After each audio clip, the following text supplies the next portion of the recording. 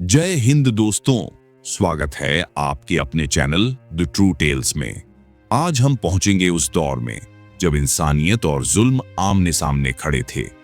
जब एक तरफ था खून, आंसू और दर्द से भरा सच्चा दृश्य और दूसरी तरफ थी आजादी की वो लौ जो बुझने का नाम नहीं ले रही थी। तो चलिए दोस्तों, शुरू करते हैं। सन 1971 उपमहाद्वीप का माहौल तनाव और बेचैनी से भरा हुआ था। हवा में अजीब सी खामोशी थी, लेकिन इस खामोशी के पीछे एक तूफान पल रहा था। ये वो दौर था जब भारत और पाकिस्तान के रिश्ते पहले से ही नाजुक थे और अब हालात इतने बिगड़ चुके थे कि युद्ध की आहट सुनाई देने लगी थी। पाकिस्तान उस समय दो हिस्सों में बंटा हुआ था, एक पश्चिम पाकिस्तान जो आज का पाकिस्तान है और दूसरा पूर्वी पाकिस्तान जो भौगोलिक रूप से हजारों किलोमीटर दूर बंगाल के इलाके में था और आज हम उसे बांग्लादेश के नाम से जानते हैं। दोनों हिस्से सिर्फ एक ही देश का हिस्सा थे, लेकिन संस्कृति, भाषा, रहन सहन और सोच में बहुत बड़ा फर्क था। पूर्वी पाकिस्तान की ज्यादातर आबादी बंगाली थी।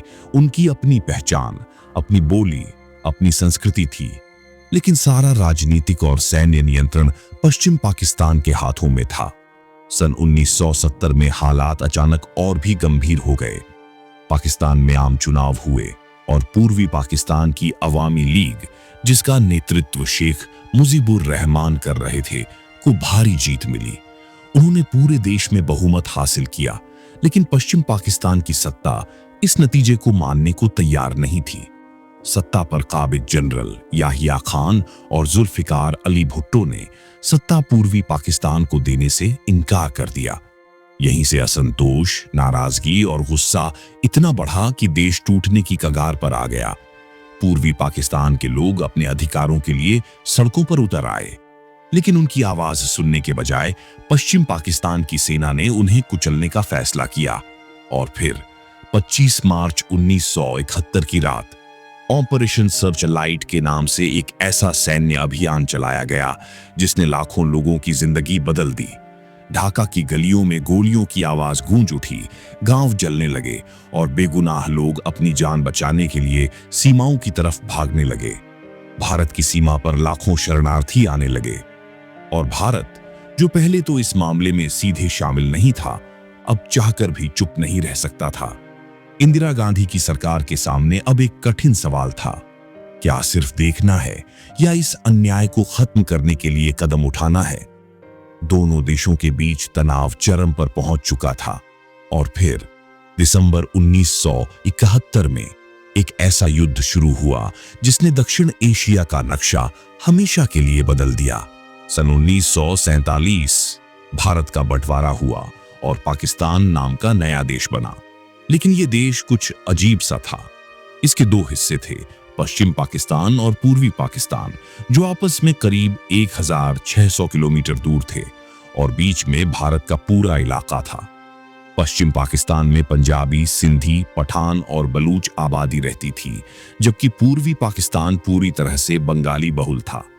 दोनों हिस्सों का धर्म तो एक ही था, इस्लाम, लेकिन संस्कृति, खान पान, पहनावा, भाषा सब कुछ अलग था। शुरुआत में लोग सोचते थे कि शायद धर्म का रिश्ता इन दोनों हिस्सों को जोड़े रखेगा, लेकिन असली सच जल्द ही सामने आ गया। पश्चिम पाकिस्तान की सत्ता, सेना और सरकारी तंत्र पर पंजाबी और पश्चिमी नेताओं का पूरा कब्जा था। पूर्वी पाकिस्तान, जहां आबादी ज्यादा थी, को बराबरी का दर्जा कभी नहीं मिला। वो खुद को हमेशा दूसरे दर्जे का नागरिक महसूस करने लगे। सबसे बड़ा विवाद भाषा को लेकर भड़का। पश्चिम पाकिस्तान की सरकार ने ऐलान किया कि पूरे पाकिस्तान की राष्ट्रीय भाषा उर्दू होगी, लेकिन पूर्वी पाकिस्तान के लोगों की मातृभाषा बंगाली थी और वो अपनी भाषा को सिर्फ बोलचाल तक सीमित नहीं बल्कि अपनी पहचान मानते थे। जब सरकार ने बंगाली को आधिकारिक भाषा का दर्जा देने से मना कर दिया तो विरोध भड़क उठा। ढाका की सड़कों पर छात्र और आम लोग उतरे और फिर 21 फरवरी 1952 को पुलिस की गोलियों से कई छात्र मारे गए। ये घटना बंगाली भाषा आंदोलन का प्रतीक बन गई और लोगों के दिलों में गुस्से का बीज गहराई तक बैठ गया। साल दर साल ये मतभेद बढ़ते गए। आर्थिक स्थिति भी नाइंसाफी से भरी थी। पूर्वी पाकिस्तान से टैक्स और राजस्व ज्यादा आता था, लेकिन विकास के नाम पर ज्यादातर पैसा पश्चिम पाकिस्तान में खर्च होता। पूर्वी हिस्से में गरीबी, बेरोजगारी और बुनियादी सुविधाओं की कमी बढ़ती गई, जबकि पश्चिम पाकिस्तान के शहर चमकते रहे। राजनीतिक स्तर पर भी यही हाल था। जब भी पूर्वी पाकिस्तान से कोई नेता आगे बढ़ता, सत्ता में बैठे लोग किसी न किसी बहाने उसे दबा देते। लेकिन 1970 में हालात एकदम अलग हो गए। पाकिस्तान में आम चुनाव हुए और पूर्वी पाकिस्तान की अवामी लीग, जिसके नेता थे शेख मुजीबुर रहमान, ने 167 में से 60 सीटें जीत लीं। ये बहुमत इतना बड़ा था कि वो पूरे पाकिस्तान की सरकार बना सकते थे। लेकिन पश्चिम पाकिस्तान की सत्ता जनरल याहिया खान और जुल्फिकार अली भुट्टो ने साफ इनकार कर दिया। उनका कहना था कि सत्ता ढाका से नहीं, इस्लामाबाद से चलेगी। यही वो मोड़ था जब दोनों हिस्सों का रिश्ता टूटने लगा और आने वाले महीनों में ये मतभेद बगावत, फिर हिंसा और आखिरकार युद्ध में बदल गया। साल था 1970। पाकिस्तान की राजनीतिक हवा में हलचल थी। कई सालों से देश में मार्शल लॉ चला आ रहा था और जनता बदलाव की उम्मीद कर रही थी। जनरल याहिया खान, जो उस समय पाकिस्तान के राष्ट्रपति थे, ने आम चुनाव कराने का ऐलान किया। ये चुनाव पाकिस्तान के इतिहास में पहले सच्चे लोकतांत्रिक चुनाव माने गए, यानी इस बार हर वयस्क को वोट देने का अधिकार था और सीटें जनसंख्या के आधार पर तय हुईं। यही बात पूर्वी पाकिस्तान के लिए उम्मीद की किरण थी, क्योंकि आबादी के लिहाज से उनका पलड़ा भारी था। पूरे देश की 167 नेशनल असेंबली सीटों में से 162 सीटें पूर्वी पाकिस्तान की थीं। अगर वो अपने नेताओं को जिताकर भेज दें तो केंद्र सरकार बनाने की ताकत उनके हाथ में आ सकती थी। इस मौके पर अवामी लीग, जिसके नेता थे शेख मुजीबुर रहमान, जनता की पहली पसंद बनकर सामने आई। शेख साहब का नारा था 6 सूत्री योजना, जिसमें उन्होंने पूर्वी पाकिस्तान को आर्थिक, राजनीतिक और प्रशासनिक अधिकार देने की बात रखी थी। उनका कहना था कि एक ही देश के भीतर दोनों हिस्सों को बराबरी से जीने का हक मिलना चाहिए और अपने संसाधनों पर खुद का नियंत्रण होना चाहिए। ये बातें लोगों के दिल में गहराई से उतर गईं। दिसंबर 1970 में चुनाव हुए और नतीजे आते ही पाकिस्तान की राजनीति में तूफान आ गया। अवामी लीग ने पूर्वी पाकिस्तान की लगभग हर सीट जीत ली। 162 में से 60 सीटें उनके खाते में गईं। पूरा देश मिलाकर देखा जाए तो नेशनल असेंबली की 300 में से 167 सीटों पर उनकी पकड़ हो गई। इसका मतलब साफ था, शेख मुजीबुर रहमान को प्रधानमंत्री बनना चाहिए था। लेकिन पश्चिम पाकिस्तान के नेताओं के लिए ये नतीजे किसी सदमे से कम नहीं थे। जुल्फिकार अली भुट्टो, जो पश्चिम पाकिस्तान से पीपल्स पार्टी के नेता थे, ने साफ कह दिया, हम शेख मुजीबुर रहमान को प्रधानमंत्री नहीं बनने देंगे। उनका कहना था कि सत्ता इस्लामाबाद से चलेगी, ढाका से नहीं। जनरल याहिया खान ने भी चुनावी नतीजों को ठुकरा दिया और नेशनल असेंबली का सेशन बार बार टालते रहे। पूर्वी पाकिस्तान में गुस्सा बढ़ता गया। लोगों को लगने लगा कि ये सिर्फ राजनीतिक अन्याय नहीं, बल्कि उनकी पहचान और हक छीनने की कोशिश है। मार्च 1971 आते आते हालात इतने बिगड़ गए कि ढाका की सड़कों पर लाखों लोग आजादी के नारे लगाने लगे। वो अब सिर्फ सत्ता में हिस्सेदारी नहीं चाहते थे, अब उनकी मांग थी स्वतंत्र बांग्लादेश। लेकिन पश्चिम पाकिस्तान की सरकार और सेना इस आवाज को दबाने पर अड़ी थी। और फिर एक ऐसी रात आई जिसने सब कुछ बदल दिया। 25 मार्च 1971 ढाका में ऑपरेशन सर्चलाइट का आगाज हुआ। 25 मार्च 1971 की रात ढाका शहर के आसमान में अंधेरा था, लेकिन धरती पर कुछ और ही सन्नाटा छाया हुआ था। लोग अपने अपने घरों में थे, इस उम्मीद में कि शायद हालात जल्द सुधर जाएंगे। लेकिन पश्चिम पाकिस्तान की सेना ने उस रात एक ऐसा कदम उठाया जिसने लाखों जिंदगियों की दिशा बदल दी। इस अभियान का नाम था ऑपरेशन सर्चलाइट। योजना साफ थी, किसी भी कीमत पर पूर्वी पाकिस्तान में उठ रही स्वतंत्रता की आवाज को कुचलना। और इसके लिए सेना ने सीधे आम जनता को निशाना बनाया। रात होते ही ढाका यूनिवर्सिटी, प्रेस क्लब और बड़े बड़े मोहल्लों में सेना के ट्रक, टैंक और बख्तरबंद गाड़ियां दाखिल हो गईं। पहला निशाना बने छात्र और बुद्धिजीवी, क्योंकि सेना जानती थी कि आंदोलन की रीढ़ यही है। यूनिवर्सिटी हॉस्टलों में घुसकर गोलियां चलाई गईं, कई जगह आग लगा दी गई। मासूम लोग जो पढ़ाई करने आए थे उसी जगह अपनी जान गंवा बैठे। ढाका ही नहीं बल्कि चिटगांव, खुलना, राजशाही और कई शहरों में भी यही नजारा था। गांव-गांव में सेना ने छापे मारे, घर जलाए और जिस पर शक हुआ उसे मौके पर मार दिया। हजारों महिलाएं इस हिंसा की शिकार हुईं और लाखों लोग अपने घर छोड़कर भागने लगे। कहा जाता है कि सिर्फ पहले कुछ हफ्तों में ही लाखों लोग मारे गए और करोड़ों बेघर हो गए। इतिहासकार मानते हैं कि ये 20वीं सदी के सबसे बड़े मानवाधिकार हननों में से एक था। लोगों के पास अब सिर्फ एक ही रास्ता बचा, भागकर भारत आना। भारत की पूर्वी सीमा पर शरणार्थियों का सैलाब उमड़ पड़ा। कई लोग सिर्फ अपने शरीर पर पहने कपड़ों के साथ पहुंचे, क्योंकि बाकी सब पीछे छूट गया था। ये शरणार्थी कैंप भरे हुए थे, हालात बेहद खराब थे और बीमारी और भूख से लोग मर रहे थे। भारत सरकार के सामने अब सिर्फ एक मानवीय संकट नहीं, बल्कि राष्ट्रीय सुरक्षा का बड़ा सवाल था। इतने बड़े पैमाने पर शरणार्थियों का आना सीमावर्ती राज्यों, खासकर पश्चिम बंगाल, त्रिपुरा, असम और मेघालय पर भारी बोझ डाल रहा था। इंदिरा गांधी की सरकार ने शुरुआत में कूटनीतिक रास्ता अपनाने की कोशिश की। उन्होंने दुनिया के बड़े देशों से अपील की कि पाकिस्तान को ये हिंसा रोकने के लिए दबाव डाला जाए, लेकिन ज्यादातर देशों ने इसे पाकिस्तान का आंतरिक मामला कहकर टाल दिया।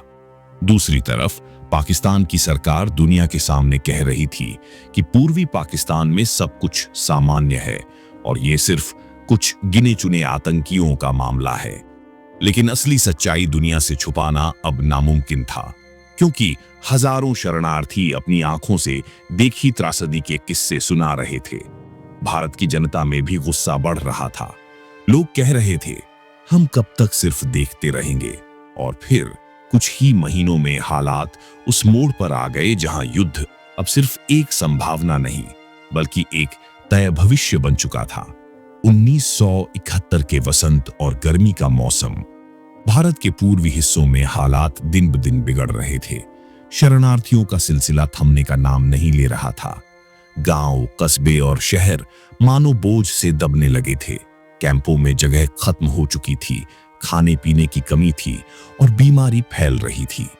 प्रधानमंत्री इंदिरा गांधी और उनकी सरकार को समझ आ चुका था कि ये संकट अब सिर्फ मानवीय नहीं, बल्कि राष्ट्रीय सुरक्षा का भी है। अगर पाकिस्तान की हिंसा जारी रही तो पूर्वी पाकिस्तान पूरी तरह तबाह हो जाएगा और उसका असर भारत पर भी गहरा पड़ेगा। लेकिन इंदिरा गांधी जानती थीं कि सीधे युद्ध में कूदना आसान नहीं था। भारत को दुनिया के सामने अपने कदम को सही ठहराना जरूरी था, वरना उसे अंतर्राष्ट्रीय दबाव और आर्थिक पाबंदियों का सामना करना पड़ सकता था। यही वजह थी कि उन्होंने पहले कूटनीतिक मोर्चा संभाला। इंदिरा गांधी ने पश्चिमी देशों, खासकर अमेरिका और ब्रिटेन को पत्र लिखकर बताया कि पाकिस्तान में किस तरह बड़े पैमाने पर नरसंहार हो रहा है। उन्होंने शरणार्थियों की बढ़ती संख्या और भारत पर पड़ रहे बोझ के बारे में आंकड़े पेश किए। इसके साथ ही उन्होंने एक रणनीति बनाई, दुनिया को गवाह बनाना। भारत ने विदेशी पत्रकारों को शरणार्थी कैंपों का दौरा कराया। अखबारों और टेलीविजन पर भूखे बच्चों, जलते गांवों और घायल लोगों की तस्वीरें छपने लगी। दुनिया भर के अखबारों में यह खबर फैल गई कि पूर्वी पाकिस्तान में इंसानियत का कत्ल हो रहा है, लेकिन हर कोई भारत के पक्ष में नहीं था। अमेरिका के राष्ट्रपति रिचर्ड निक्सन और उनके राष्ट्रीय सुरक्षा सलाहकार हेनरी किसिंजर उस समय पाकिस्तान के करीबी थे। अमेरिका को पाकिस्तान की भौगोलिक स्थिति की वजह से रणनीतिक फायदे थे, खासकर चीन से संपर्क बनाने के लिए। इसलिए उन्होंने पाकिस्तान की सरकार की आलोचना करने से बचा।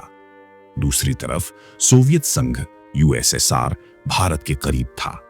सोवियत नेताओं ने न सिर्फ भारत की चिंताओं को गंभीरता से लिया, बल्कि सैन्य और राजनीतिक सहयोग का भी आश्वासन दिया। अगस्त 1971 में भारत और सोवियत संघ के बीच शांति और मैत्री संधि, Indo Soviet treaty of peace, friendship and cooperation पर हस्ताक्षर हुए। इस संधि ने भारत को एक बड़ा सुरक्षा कवच दे दिया, यानी अगर पाकिस्तान के साथ युद्ध हुआ तो भारत को सोवियत संघ का समर्थन मिलेगा। इंदिरा गांधी ने साल के अंत में दुनिया के कई बड़े देशों का दौरा किया, जिनमें ब्रिटेन, फ्रांस और जर्मनी शामिल थे। उन्होंने हर मंच पर यही कहा, हम सिर्फ चुपचाप खड़े रहकर अपने पड़ोसी देश में हो रही निर्दोषों की हत्या नहीं देख सकते। लेकिन पाकिस्तान की तरफ से हिंसा रुकने का कोई संकेत नहीं था। इसके उलट सीमावर्ती इलाकों में तनाव और गोलीबारी बढ़ने लगी। भारत अब धीरे धीरे सैन्य तैयारी भी करने लगा। पूर्वी सीमा पर सैनिकों की तैनाती बढ़ा दी गई। मुजीबुर रहमान के समर्थकों को भारत में प्रशिक्षण और मदद दी जाने लगी। इन्हें बाद में मुक्ति वाहिनी के नाम से जाना गया। ये लड़ाके पाकिस्तान की सेना के खिलाफ गुरिल्ला युद्ध छेड़ चुके थे। दुनिया भर में बयानबाजी और कूटनीति जारी थी, लेकिन जमीनी हकीकत ये थी, युद्ध अब बस आने ही वाला था। और फिर दिसंबर की शुरुआत में पाकिस्तान ने खुद पहला कदम उठाया, जिससे पूरे उपमहाद्वीप में युद्ध की आग भड़क उठी। 3 दिसंबर 1971 सर्दियों की एक ठंडी शाम थी। भारत और पाकिस्तान के बीच तनाव अपने चरम पर था, लेकिन आम लोगों को अब भी उम्मीद थी कि शायद युद्ध टल जाए। लेकिन उस शाम पाकिस्तान ने ऐसा कदम उठाया जिसने सब कुछ बदल दिया। शाम करीब 5:30 बजे पश्चिम पाकिस्तान की वायुसेना ने अचानक भारत के कई हवाई ठिकानों पर हवाई हमला कर दिया। इन ठिकानों में अमृतसर, पठानकोट, श्रीनगर, जोधपुर, जोधन और आगरा जैसे अहम एयरबेस शामिल थे। पाकिस्तान का मकसद साफ था, भारत की वायुसेना को शुरू में ही कमजोर कर देना, ताकि जमीनी युद्ध में उन्हें बढ़त मिल सके। ये हमला बिल्कुल 1967 में इजराइल द्वारा मिस्र पर किए गए 6 डे वॉर के पहले हवाई हमले से प्रेरित था। पाकिस्तानी सेना को उम्मीद थी कि ये पहला वार उन्हें बड़ी सफलता देगा, लेकिन भारत के लिए ये हमला एक सीधी चुनौती था और जवाब देना जरूरी था। प्रधानमंत्री इंदिरा गांधी ने उसी रात देश को संबोधित किया। उनके शब्द बेहद सख्त थे। पाकिस्तान ने हम पर हमला किया है, ये युद्ध हमारे ऊपर थोपा गया है और अब हमें इसका सामना करना ही होगा। इंदिरा गांधी के संबोधन के बाद भारतीय सेना ने तुरंत जवाबी कार्रवाई शुरू कर दी। भारत ने पश्चिमी मोर्चे पर पाकिस्तानी ठिकानों पर बमबारी की, लेकिन असली खेल पूर्वी पाकिस्तान में था। पूर्वी मोर्चे पर पहले से ही मुक्ति वाहिनी के लड़ाके सक्रिय थे, जो पाकिस्तान की सेना को परेशान कर रहे थे। भारतीय सेना ने इन लड़ाकों के साथ मिलकर एक तेज और सटीक योजना बनाई। पूर्वी पाकिस्तान को 4 हिस्सों में काटना, ताकि पाकिस्तानी सेना को अलग अलग मोर्चों पर बांट दिया जाए और उन्हें जल्दी घेरा जा सके। भारतीय वायुसेना ने पहले ही दिन से पूर्वी पाकिस्तान के आसमान पर कब्जा जमा लिया। ढाका और चिटगांव जैसे अहम ठिकानों पर बमबारी हुई और पाकिस्तान की सप्लाई लाइनें टूटने लगीं। पश्चिमी मोर्चे पर भी भीषण लड़ाई शुरू हो गई। राजस्थान, पंजाब और जम्मू कश्मीर के कई सेक्टरों में टैंक युद्ध, तोपों की गोलाबारी और पैदल सेना की भिड़ंत होने लगी। युद्ध अब पूरी तरह छिड़ चुका था। सिर्फ 24 घंटे के भीतर ही दोनों देशों की सीमाओं पर गोलियों, बमों और टैंकों की गड़गड़ाहट सुनाई देने लगी। लेकिन दुनिया को तब भी अंदाजा नहीं था कि यह युद्ध इतना छोटा और निर्णायक होगा। पूर्वी मोर्चा, तेज और घेराबंदी की रणनीति भारत का सबसे बड़ा लक्ष्य था। पूर्वी पाकिस्तान को जल्दी से जल्दी आजाद कराना। योजना ये थी कि पाकिस्तानी सेना को घेरकर ढाका तक पहुंचने का रास्ता साफ किया जाए। भारतीय सेना ने 3 दिशाओं से हमला शुरू किया। उत्तर से मेघालय और असम की तरफ से सैनिक सिलहट और माइमेंसिंह की ओर बढ़े।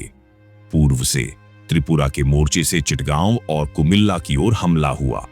पश्चिम से पश्चिम बंगाल से सैनिक जेसोर और खुलना की ओर बढ़े। मुक्ति वाहिनी के लड़ाके पहले ही जगह जगह पुल तोड़ चुके थे, पाकिस्तानी सप्लाई रोक चुके थे और जंगलों में गुरिल्ला लड़ाई छेड़े हुए थे। भारतीय सेना की तेजी और मुक्ति वाहिनी की स्थानीय मदद ने युद्ध की गति बहुत बढ़ा दी। पश्चिम में पाकिस्तान ने शुरुआत में कुछ सेक्टरों में बढ़त लेने की कोशिश की। राजस्थान के लोंगेवाला सेक्टर में 4 दिसंबर को एक ऐतिहासिक लड़ाई हुई। पाकिस्तान ने 200 से ज्यादा टैंकों के साथ हमला किया, लेकिन वहां तैनात भारतीय सेना की छोटी सी टुकड़ी ने बहादुरी से मोर्चा संभाला। रात भर लड़ाई चली और सुबह भारतीय वायुसेना के आ जाने से पाकिस्तान के टैंक खेतों में जलते हुए ढेर में बदल गए। ये लड़ाई भारत की सबसे प्रेरणादायक सैन्य कहानियों में से एक बन गई। पंजाब और जम्मू कश्मीर के मोर्चों पर भी तोपों की गड़गड़ाहट गूंजती रही, लेकिन भारतीय सेना ने पाकिस्तान को कहीं भी निर्णायक बढ़त नहीं लेने दी। युद्ध के पहले ही दिनों में भारतीय वायुसेना ने पूर्वी पाकिस्तान के आसमान पर पूरी तरह कब्जा कर लिया। ढाका एयरपोर्ट, चिटगांव और सिलहट जैसे अहम ठिकाने बमबारी से निष्क्रिय कर दिए गए। पाकिस्तानी विमानों को या तो जमीन पर नष्ट कर दिया गया या वो भागकर पश्चिम पाकिस्तान चले गए। पश्चिमी मोर्चे पर भी भारतीय वायुसेना ने पाकिस्तान के कई एयरबेस और सप्लाई डिपो पर बमबारी की। इससे पाकिस्तानी सेना की गति और मनोबल दोनों पर गहरा असर पड़ा। भारतीय नौसेना ने भी इस युद्ध में इतिहास रचा। 4 दिसंबर 1971 की रात ऑपरेशन ट्राइडेंट भारतीय नौसैनिक जहाज कराची बंदरगाह के करीब पहुंचे और वहां मौजूद तेल डिपो और जहाजों को नष्ट कर दिया। समंदर में लपटें इतनी दूर तक दिख रही थीं कि कराची शहर में अफरा तफरी मच गई। इसके 3 दिन बाद ऑन ऑपरेशन पाइथन में फिर से कराची पर हमला हुआ और पाकिस्तान की नौसैनिक क्षमता को गहरा झटका लगा। इन सारे मोर्चों पर भारत ने सिर्फ 13 दिनों में निर्णायक बढ़त बना ली। पाकिस्तानी सेना पूर्वी पाकिस्तान में चारों तरफ से घिर चुकी थी।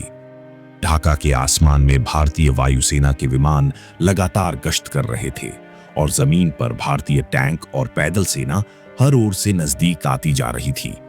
अब साफ हो चुका था कि पूर्वी पाकिस्तान में पाकिस्तान की हार तय है। बस सवाल था, ये कब और कैसे होगा। 10 दिसंबर 1971 तक स्थिति साफ हो चुकी थी। पूर्वी पाकिस्तान में पाकिस्तानी सेना पूरी तरह घिर चुकी थी। भारत की तीनों सेनाएं और मुक्ति वाहिनी ढाका की ओर बढ़ रही थीं। सड़कों, पुलों और सप्लाई लाइनों पर भारतीय सेना का कब्जा था। ढाका का हवाई अड्डा पहले ही वायुसेना ने निष्क्रिय कर दिया था, जिससे पाकिस्तान को कोई बाहरी मदद नहीं मिल सकती थी। पाकिस्तानी सेना के पूर्वी मोर्चे के कमांडर लेफ्टिनेंट जनरल ए के नियाजी को अब समझ आ गया था कि स्थिति हाथ से निकल चुकी है। उनके सैनिक थके हुए थे, गोला बारूद कम था और मनोबल टूट चुका था। युद्ध के आखिरी दिनों में अंतर्राष्ट्रीय राजनीति भी गर्म हो गई। अमेरिका, जो पाकिस्तान का समर्थक था, ने अपना 7वां नौसैनिक बेड़ा बंगाल की खाड़ी की ओर भेज दिया। लेकिन सोवियत संघ ने भी अपना बेड़ा भेजकर संकेत दिया कि भारत अकेला नहीं है। इस टकराव ने युद्ध को एक और बड़े मोर्चे तक जाने से रोक दिया। 16 दिसंबर 1971 आत्मसमर्पण का दिन। आखिरकार 16 दिसंबर 1971 को ढाका में वह ऐतिहासिक पल आया। रामना मैदान में खुले आसमान के नीचे भारतीय सेना के लेफ्टिनेंट जनरल जगजीत सिंह अरोड़ा और पाकिस्तानी सेना के जनरल ए के नियाजी आमने सामने बैठे। शाम 4:31 पर नियाजी ने आत्मसमर्पण के दस्तावेज पर हस्ताक्षर किए। यह इतिहास का सबसे बड़ा सैन्य आत्मसमर्पण था। 93,000 पाकिस्तानी सैनिकों और अधिकारियों ने हथियार डाल दिए और युद्धबंदी बन गए। उस पल लाखों लोगों की आंखों में आंसू थे। ढाका की सड़कों पर लोग नाच रहे थे, जय बांग्ला के नारे लगा रहे थे और लंबे समय से दबाई गई खुशी फूट पड़ी थी। पूर्वी पाकिस्तान अब स्वतंत्र बांग्लादेश बन चुका था। यह युद्ध सिर्फ 13 दिनों में खत्म हुआ और यही वजह है कि इसे आधुनिक इतिहास का सबसे तेज और निर्णायक युद्ध कहा जाता है। भारत ने न केवल एक नए देश के जन्म में मदद की, बल्कि लाखों निर्दोष लोगों को राहत दी। दुनिया ने देखा कि कैसे एक देश ने मानवीय मूल्यों के लिए अपनी सेना, संसाधन और कूटनीति का